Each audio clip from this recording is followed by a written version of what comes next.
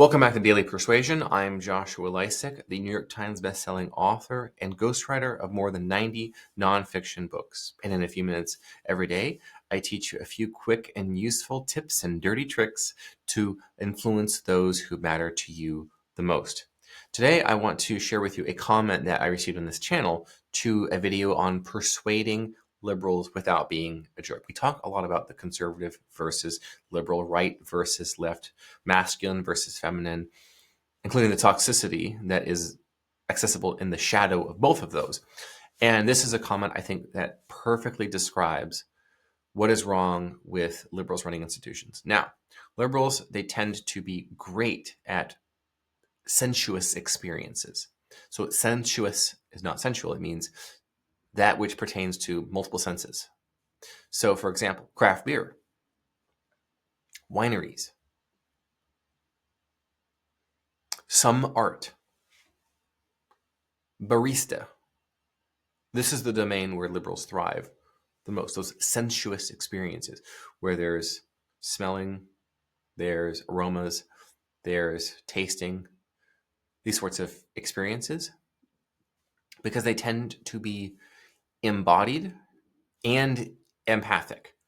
The problem is that makes you extremely vulnerable to manipulation and therefore become a manipulator yourself because that's all you understand. Okay, so here is the comment, and this is why liberals cannot lead anything. I'm still left-wing, kind of, this person says, at user.dash whatever, so it's an anon. I'm still left-wing, kind of, but my red pill journey was quite influenced by watching female colleagues trying to run an institution as a safe space. So here we have the awfuls, affluent white female urban liberals, awfuls. And by the way, that also includes men, effeminate men. Males, we should refer to them as. So when we talk about liberal women, we also mean males. In liberal terms, it turned out that a lot of people in the safe space had life trauma. We prioritized trauma behaviors such as arguments and storming out, going home, in order to be kind. But the lack of insistence on work gave people's trauma more space. So people's trauma got worse and worse. People were very mean to each other, which we tolerated because we didn't want to hurt them by judging. Mental health was really poor. I started to realize that professional discipline and shared team-based hard work were actually much more caring and protective than tolerance of trauma responses. Boom. That is why conservatives must run everything.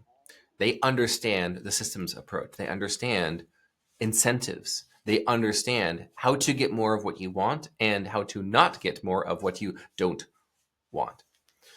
It's a bit like fathers and mothers. Think back to our ancient past, hunter-gatherers in early agricultural period.